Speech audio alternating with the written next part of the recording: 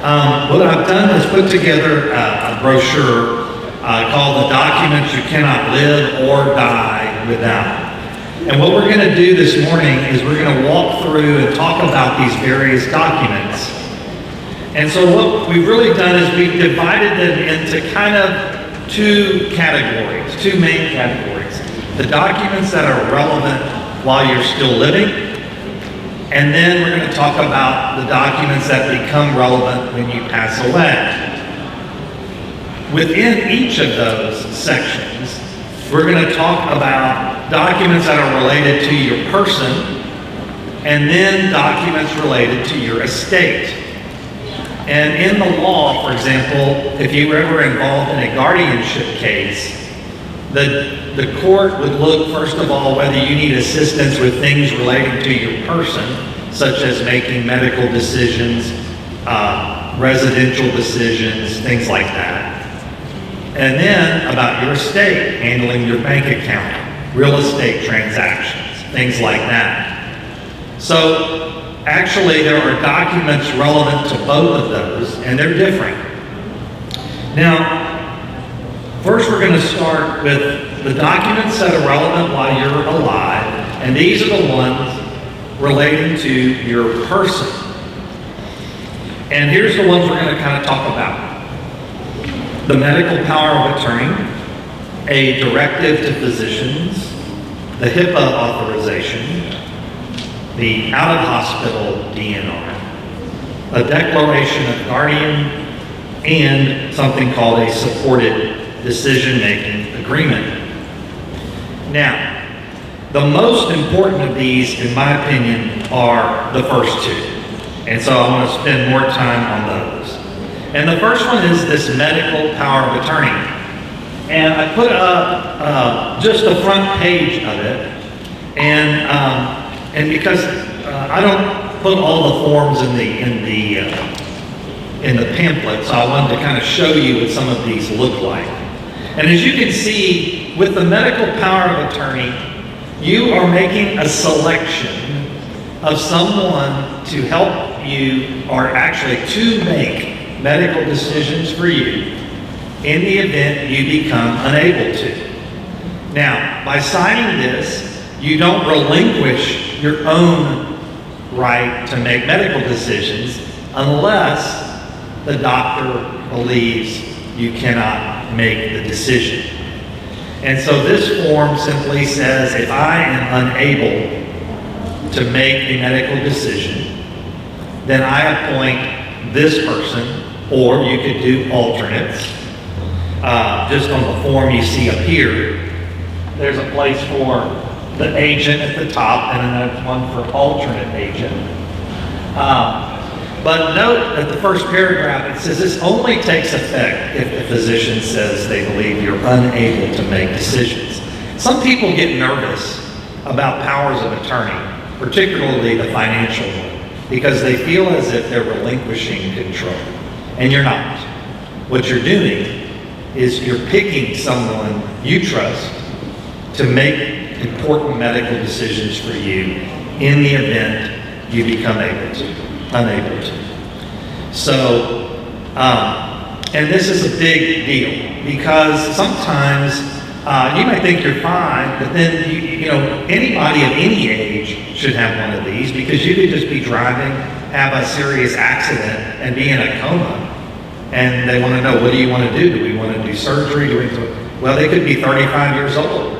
And we got to know who can speak for this person. The beauty of doing this medical power of attorney is you choose who you want. Under the health and safety code, if no one is available, then the doctors can go to that, and then it's kind of logical who they would look to. If you're married, the spouses first, then children, etc., etc. But you can imagine the chaos that could cause, and you know that not, believe it or not, children don't always get along in making decisions about mom or dad, so it's so much better if you've made that decision. Now the second one used to have a confusing name. It's properly named now, I think, called a directive to physicians. I used to call this a living will. You may have heard that in the past. Well, one, it's not about living, it's about dying, and two, it's not a will. So what it is, though, is a vitally important document, because this is the document by which you tell the physicians or who's ever there treating you what you want to do in terms of life support. Do you want to be kept alive by whatever means, or do you just want to be made comfortable? Now, on the form I put on the screen, maybe a little hard to see, but you can see at the bottom, you have to make this decision regarding what's called a terminal illness and then what's called an irreversible condition. And the form will talk about, there's definitions in the full version of the form. But what I put up here for you are the first 2 pages. And at the bottom of page 1, you make a decision about what you want to happen in the event of a terminal illness. The first choice is the very important one. I request that all those treatments, except for those needed to keep me comfortable, be withheld. The second choice is, I request I be kept alive in this terminal condition using available life-sustaining treatment. The top of the next page talks about the same questions, same 2 questions, if you have an irreversible condition. Now, I will tell you that 99%, I probably know just a very few people in my 30-something years of practice that have chosen to be the second choice, to be kept alive. But, and a lot of people very readily check that, no, just keep me comfortable, check, move on, check. But I got to thinking of that situation, with the 35-year-old that has the auto accident, and they are, in a coma, and what would they do, And sometimes you hear these stories about people that are in comas, but they're like aware, of things going on, and you just think the horror of, they're gonna discontinue life support. They don't realize I'm in here. And so I'll be honest with you, this is one document I have not yet signed myself. I did the powers of attorney.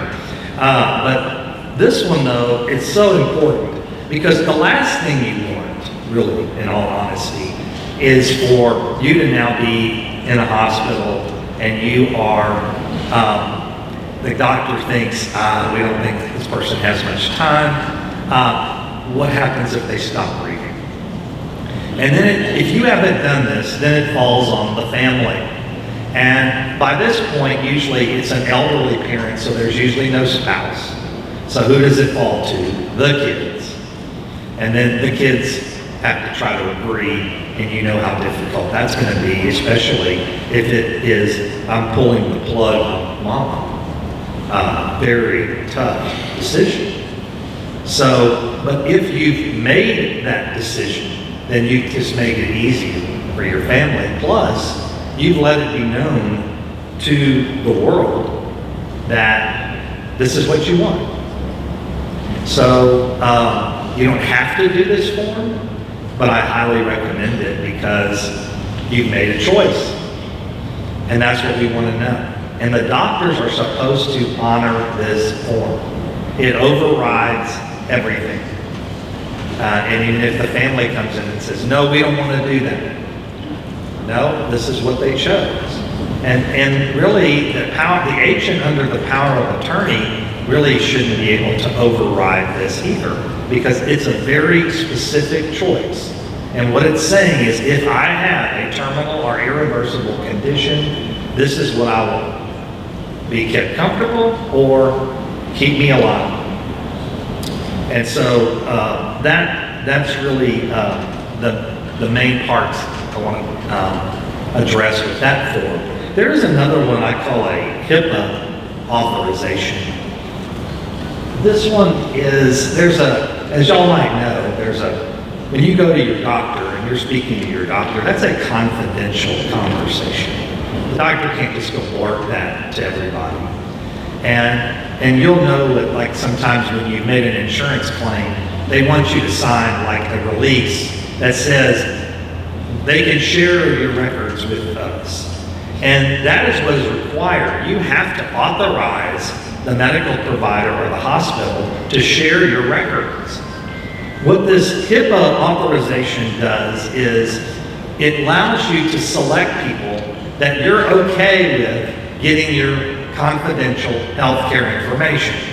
Now, why would you need that if you had a medical power of attorney? Well, what if the person who is the person that's the medical power of attorney, they can't just go share your information with someone just willy-nilly.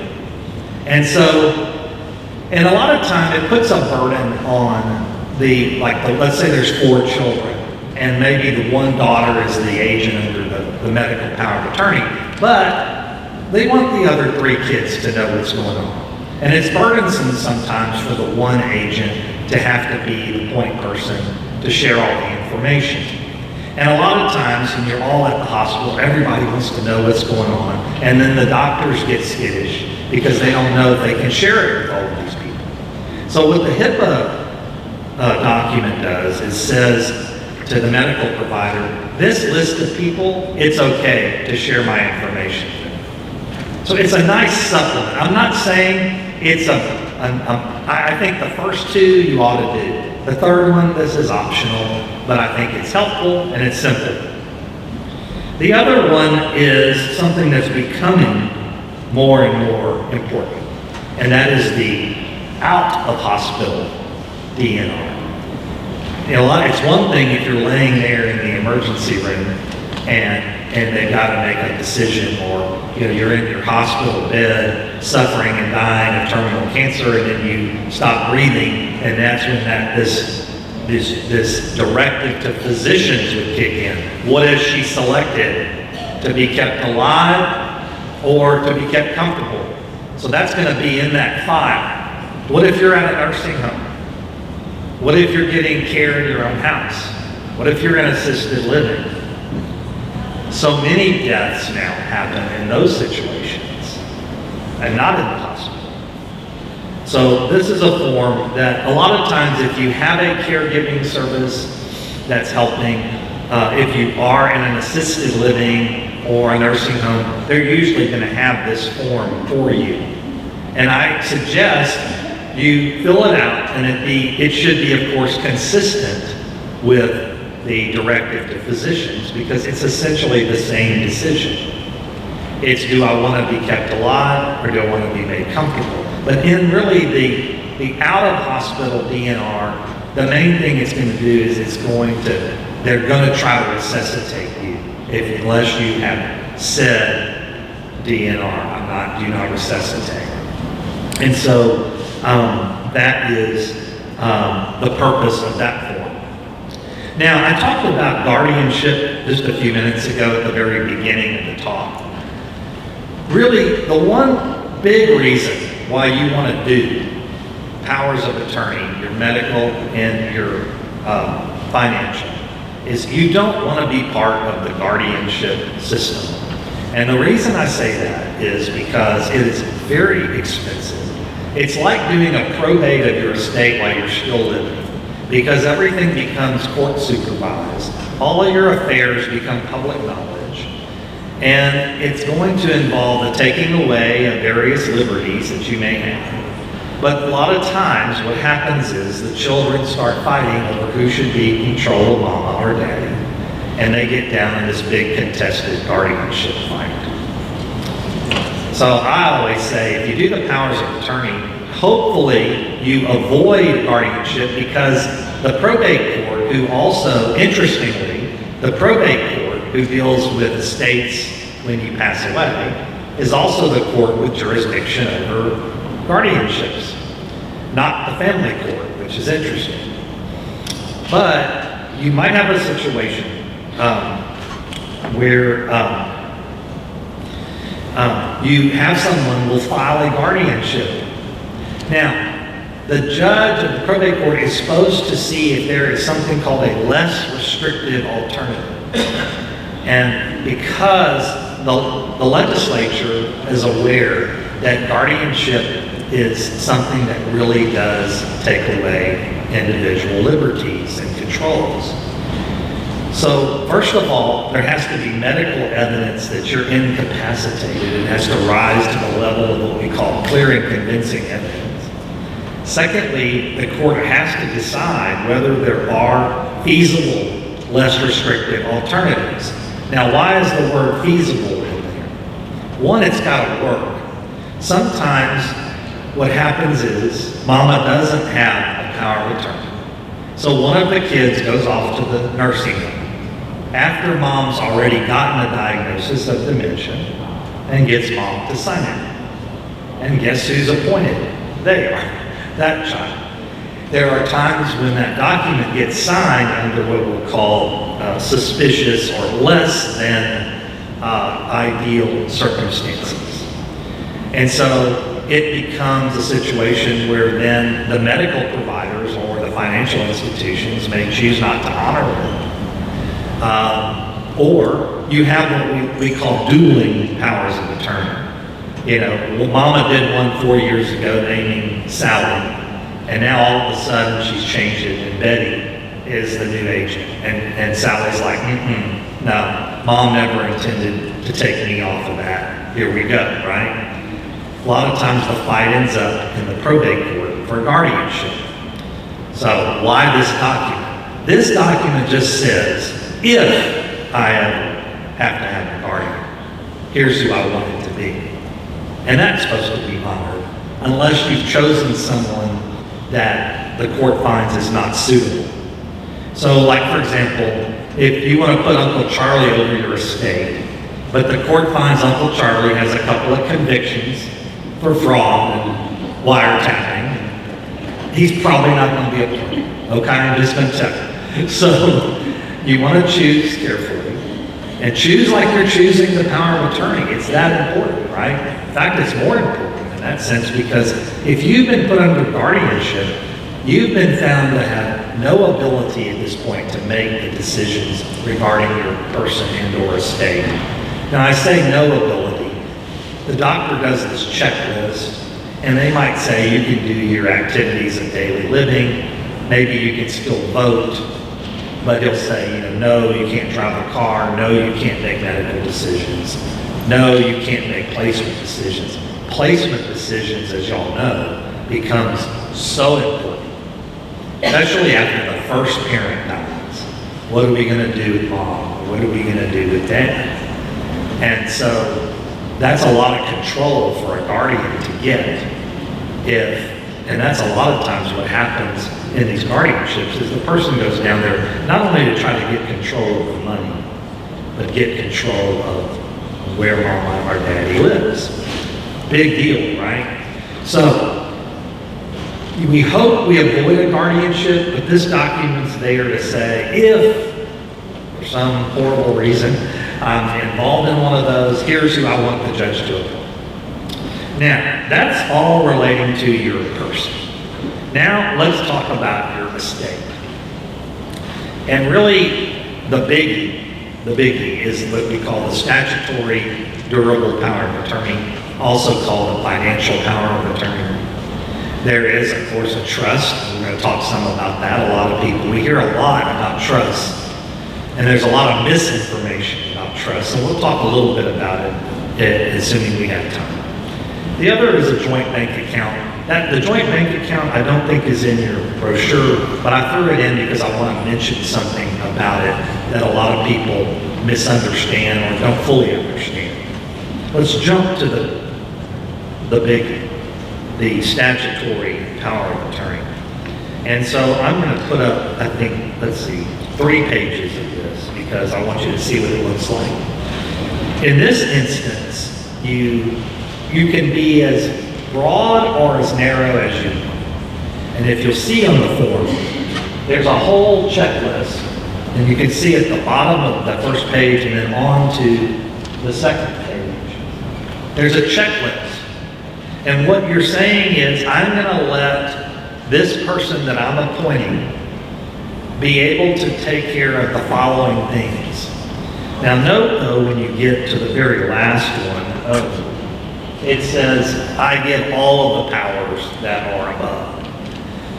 I always recommend, put it this way, if you're going to do this document, then you've already decided it's going to be helpful to me to have someone in place to help me with financial decisions.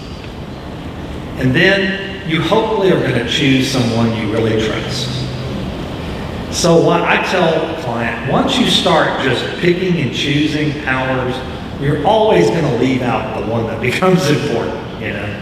And here's one difference. You're a 40-year-old in great health. You're going to Europe for a month, but you're trying to sell your property here, or you've got some kind of financial deals going, and I just need somebody to look after that. Then you could check real estate only and even put limiting instructions, sign it, fine. That's all the power that person has. But that's a very limited situation. What you really want to do is just go ahead and give them the powers needed. Now, if you look at that list more carefully, and I know it's hard to read, but it'll say stuff like banking, trust transactions, life insurance. And then it starts like, well, what does trust transaction mean? Can this person actually create a trust for me? And by banking transactions, what does that mean? Can they go down and change my beneficiaries? And so there were so many gray areas with the original form that the legislature put out that we now have this new form. And you'll see then that there's a next category that will specifically address powers such as, can they go change your beneficiary designation on your IRA or your bank account? Can they create a trust for you? It's one thing if you have a trust and they just need to help you with it. It's another, can they create it? There's also a point for compensation, because sometimes people say, well, I should be compensated for doing this. Well, you know, I had one lady tell me, you know, my daughter better not be expected to be paid for this. I put her through college, I put her through this, I give her the down payment for her house. I said, I get it. So, you know, and honestly, most families, and I'm the agent under my dad's power of attorney, and I'm not getting compensation, and I don't want it. But let's say you don't have much family, or unfortunately you don't trust your family, and you trust my neighbor, or my stockbroker, or my insurance guy. Then maybe you do want to provide that they get compensation, you know? You just make the choice. And then what's interesting is, unlike the medical power of attorney, with the financial, you then make a choice. You choose whether you make this document effective today when you sign it, or you make it effective when you become disabled or unable to make the decisions. And that whole big next paragraph after that says what has to happen in order for it to kick in if you've chosen B. And it basically says the doctor's got to provide a written report saying you are unable to make these decisions. Now, the reason I think we have this choice is, again, this is a big deal. This form of all of them is probably the most important. Because let's face it, the finances are a big deal, and the finances are usually what is the first thing involved in some type of fraud or misbehavior by somebody. So there's all kind of protections. I just told you could limit it, okay. Secondly, you can not give them these other broader powers. Thirdly, you can talk about their compensation. But then finally, and more importantly, you can say, when does this form kick in? If you're skittish about it, maybe you want to say, B, I'm going to wait till the doctor says I can't make a decision. Here's the problem with that. Things don't happen in an orderly fashion. When somebody, like when people pass away, how many, rarely are we, oh, I saw that coming. Yeah, sometimes we know somebody's really sick and then they pass away and we're not really surprised. Heartbroken, not surprised. But sometimes things happen. That auto accident, the fall where you hit your head, now all of a sudden you've got memory issues. Sometimes somebody needs to act more quickly. And if they have to wait to go and get a doctor's letter to say you're now incapacitated, it could delay their ability to handle your affairs. I would say 90% of the people I do these for will choose A, to make it effective immediately. But let me tell you this to give you some peace of mind. It does not, the power of attorney, just like the medical power of attorney, the financial one does not take away your ability to handle your own affairs. Only when you become unable, then you're not going to be able to do it anymore, and you have this person in place. The difference, if you make it effective today, that person could go down to your bank account, and with the power of attorney, they could withdraw money. They could act against your wishes. And there's a whole couple pages at the end of the form which tells the agent, you can't do this, you can't do that. In other words, it tries to advise the agent that they're what's called a fiduciary of you, meaning it's the highest duty under law to act solely in your interest and for you. Will people abuse it? Sometimes they do. Does that mean don't do the form? I don't think so. I think you should have it. Because remember at the beginning of the speech I said, guardianship, when you go down there, the judge is looking to see if you need help with your person and with your estate. And guess what this one does? It deals with your estate, right?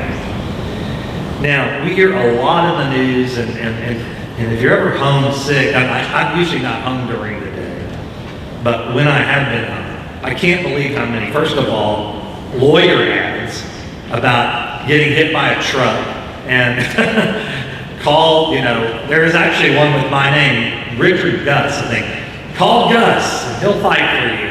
And then there's, of course, Jim Adler, the Texas Hammer. And so, but then also these ads about insurance and trust. And I think, oh man, they're going to really mislead people. Some people think, well, I got to have a trust because I need to avoid probate. And if you were in California, I would say good choice.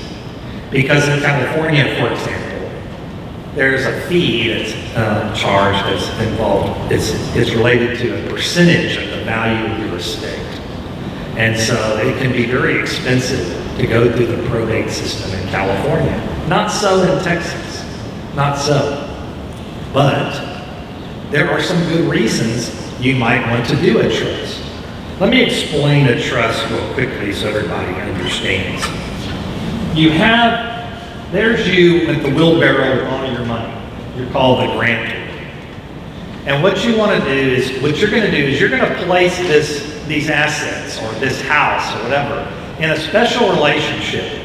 You're going to turn over title to somebody called a trustee. Now, let me just walk through this and I'll tell you something that'll make you feel a little better about this. The trustee then manages that property based on a trust agreement. And I put up, just the last slide was the first page of a trust agreement. And it's a lot longer and detailed. And that trustee is then supposed to follow that trust agreement for the benefit of this person. Now, some of you, for example, may have a loved one, a grandson, granddaughter, that you want to give money to, but you don't want them to have it, full use of it until a certain age, or you want it mainly for their education. You could set up a trust for them, and this diagram would involve you maybe doing it to a third-party trustee for then their benefit. When you do a revocable living trust, it starts off with you are all of these same people. What you're doing is you're putting your property in this relationship, but you're the initial trustee yourself, and you're the initial beneficiary, maybe you and your spouse. Well, you're like, well, so why would we do that? Well, for one thing, what you put in the trust is then covered by the trust, and if you should pass away, it's not covered by your will, and it doesn't go through probate. That's a big deal in a lot of states to avoid probate. But there's other good reasons. You might want to do it in case you become incapacitated. And we're like, Gus, you just said the powers of attorney. The powers of attorney are great. But with a trust, if you do fund your trust with property, and then you become incapacitated, that trust document names a successor trustee to then take over. Now that diagram starts to look a little different because you're still the grantor, but you've given it to now a third party who's still going to benefit you. But now you're incapacitated. And so there's a seamless transition here because now you've already set up who takes over.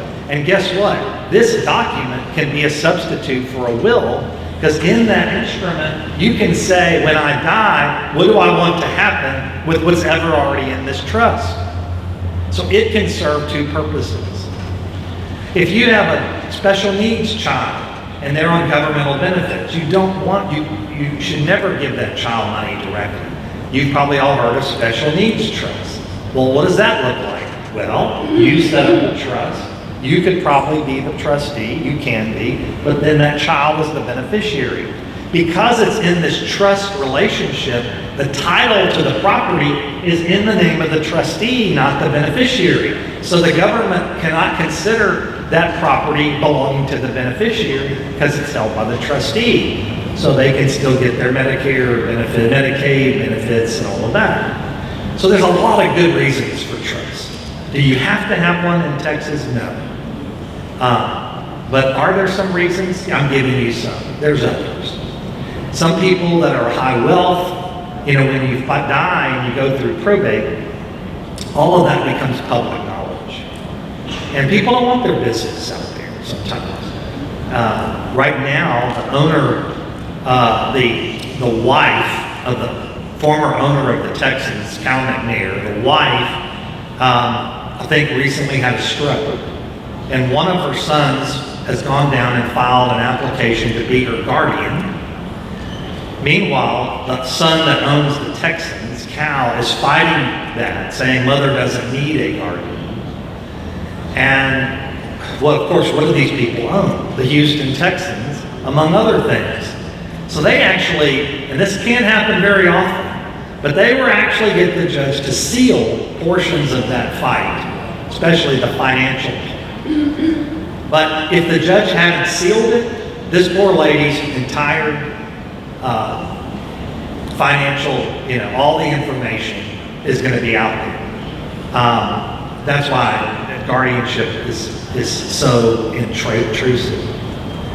But if she had a trust, and she might, I don't know, we're not getting all the details again because it's sealed, but I'm kind of hearing things because I know some of the lawyers involved. And well, what she had put in a trust, if she had already put it in the trust, then there's nothing for that guardian to be a guardian over. You follow me? Because it's like, if you consider, if this podium was the trust, and this phone was the title to the house, what you'd be doing is you'd be deeding the house into the trust. Or you transfer this bank account now to a name of the trust. So that's a big thing. Some people go to these lawyers and they leave with this big booklet and they've got a will and all this stuff we talked about and they've got a trust. And that's the end of the story. It goes on the shelf. You have to fund the trust. In other words, you got to take it from Gus owning it on his own to Gus putting it in the Tamborello trust. You got to take some action to fund the trust. And that's another downside is people go get these trusts and then they die and say, well, I have a trust. Well, the house is still in your name. Oh, the bank account's still in your name. Oh, there's nothing in the trust. It's dry. So if you're going to use a trust, then you got to hand it over to the trustee, even if that's you. You're wearing a different hat. I'm wearing the trustee hat. But a lot of people don't do that transfer. So they've avoided the whole, but they've screwed up the whole reason. If they want to avoid probate, then get that property out of just your name and put it in this trust. So now the trust instrument governs it instead of your will. Follow me, pretty much? Okay. There's one other thing, and I threw this in, it's not in the article, but when you go and open a bank account, a lot of times, and it's very wise sometimes as you get elderly, to have someone be on it with you. Now, a lot of times, you want someone just to be on there for convenience, to help you sign for checks if you become unable to. Well, guess what? We have a form of account in Texas called joint with right of survivorship. In other words, you could, let's just say, Mama has this account and she picks one of her 4 kids, Sally, and Sally, would you go on my bank account with me? So in case, again, another precaution, another good estate planning thing, somebody can write checks if I can't do it. Perfect. Well, you go down to the bank. The banks hate probate. They hate it. They'd rather you just have to come down and show them a death certificate, and then we're done. If you go down there, I will tell you 9 times out of 10, if not more, you will leave there not with just a joint account with you and Sally. You will leave it with a joint account with right of survivorship. And guess what? When you die, all of that's Sally's money now, not under the will. The will might say to my 4 kids. But this is another thing like a trust that puts it in a different relationship. You set up a joint tenancy and given the other account holder the right to that money by contract, not by the will.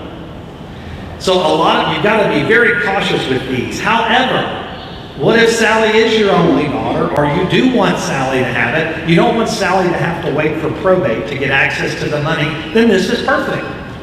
You can leave it to her directly. She goes and shows the death certificate, boom, it's her money. But it's a dangerous thing because a lot of times people leave the bank and this is not consistent with what their will said. They didn't know they were leaving the bank doing estate planning and saying that account is going to belong to that daughter. In the Texas Estates Code, there's different descriptions of types of bank accounts. One of them is called a convenience account. That's what we really want in this situation. You want someone on for convenience. Guess what? You go try to find a bank that they'll look at you like you're speaking Greek when you go tell them, I want a convenience account. Oh, you mean a joint account? Yes. And then, you sign everything and then you leave there and it's joint with right of survivorship. You can just do a joint account without the right of survivorship. So what that does is that gives Sally access to your money, the ability to write checks, but it doesn't give her all of that money on death. That money will become part of your probate estate and be shared among who all of your beneficiaries are. So just beware of that. That's why I threw it in. On the next version of your pamphlet, I'm going to probably throw that in. Well, now, kind of the main reason we're all here today. What about documents that are relevant when you pass away? Only one really involves your person, and that makes sense. It's appoint someone to be an agent to control the disposition of your remains. And then this is an example of the form. And what you're doing is you're appointing someone just like the power of attorney. But this person has a limited role. Their role is to direct what happens to your body post-death. Now, sometimes in the wills, you'll see things like, I would like a Christian burial and be buried, blah, blah, blah, next to my husband, whatever. Well, that's fine, but, the will doesn't, someone passes away, it may be weeks or months before someone goes and probates the will. So the funeral home needs to know, like, today, what are we doing with Mama's body? And so, if there's disagreement, and sometimes, sadly, but reality, funerals are expensive. People will choose cremation for financial reasons. If you choose it, great. That's your choice. Put it on the form and say it. If you don't say anything, then here we go again.